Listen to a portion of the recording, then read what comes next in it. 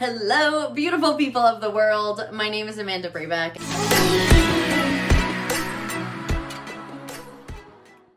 Thank you for tuning into my video and coming to my channel. If you find this helpful, please feel free to subscribe, and that way you'll never miss a workout or movement tip. First movement tip, I'm going to be dropping these once a week, so definitely comment below and let me know what you're curious about, what you want to learn more about. I just really want to help people that maybe don't have the means to hire a personal trainer because that's expensive. Or maybe you don't have the means to attend expensive workout classes where you would learn these things, and you want to get stronger and you want to do so safely in ways that are going to support your body. So that's where I step in. So just very quickly on my background, so you know that you can trust the things that I am saying. I have been a group fitness instructor for about 5 years now, and I am also a personal trainer and corrective exercise specialist. So I know a little bit about how the human body moves and how we can properly move it so we can get stronger and support our everyday activities. In this series, I am going to go through many movements that I see either being done incorrectly in my classes frequently, people ask about, or just some that may seem intimidating to someone that's newer.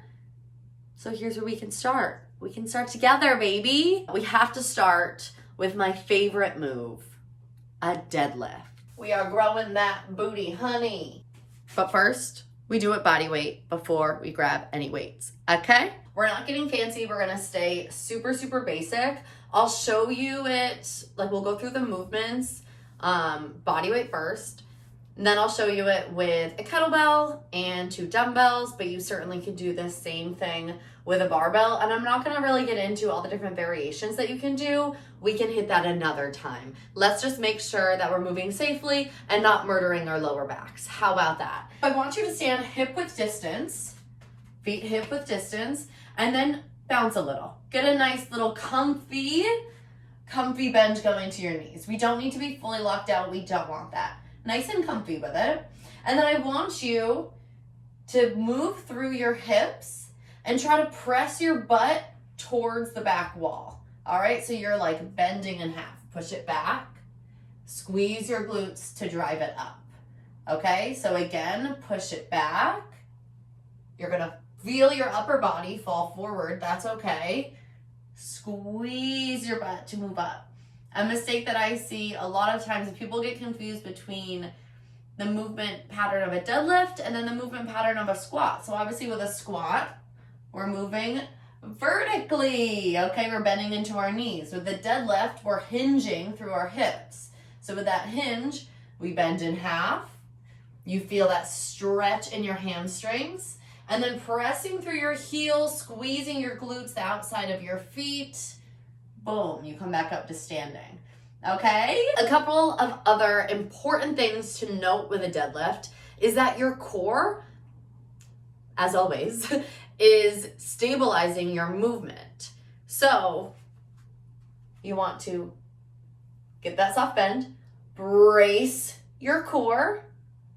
So you don't want to be sucking it in, but can you turn it on like you're about to get punched in the stomach? All right, you brace your core. That's going to protect that low back. And then you want, what I always like to tell my clients is to squeeze those shoulders back. Like you're trying to have really good posture, okay? We spend a lot of time hunching, so this feels more natural. Squeeze it back, press those boobies out, all right? So with that, you hinge.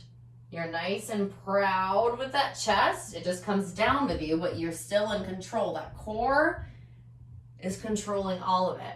Squeeze to the top. Getting into the nitty-gritty of it, I like to pick a spot on the floor in front of me and just watch that so your neck stays nice and long, so you're not arching up and looking at yourself. Maybe do that once to check and then look in front of you. And that's the movement.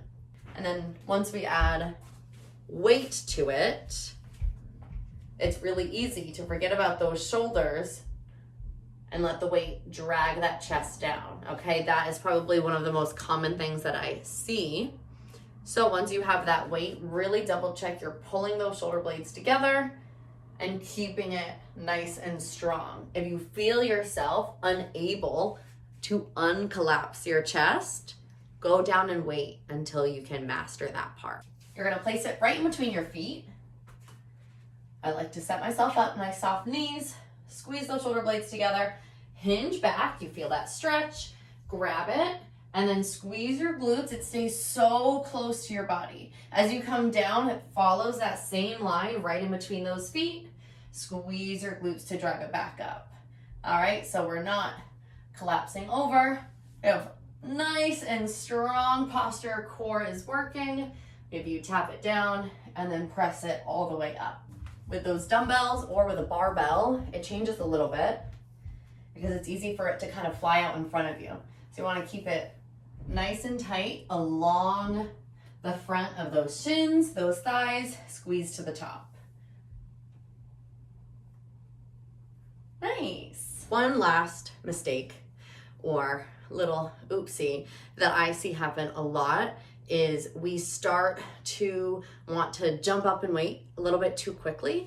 And then as we come up, you're really overdoing it and getting into that low back. So we're already trying to protect that back by not letting the weight draw us forward. But then at the top, if we're just hyper extending, that's gonna really get that too. Okay, so you wanna make sure, even if you stop like right here, that's fine. Just squeeze it, okay? You're not pulling with your back. Okay? If you found that helpful in the slightest, subscribe. Make Poe happy. We need to feed him. And then drop in the comments what you want help with next week.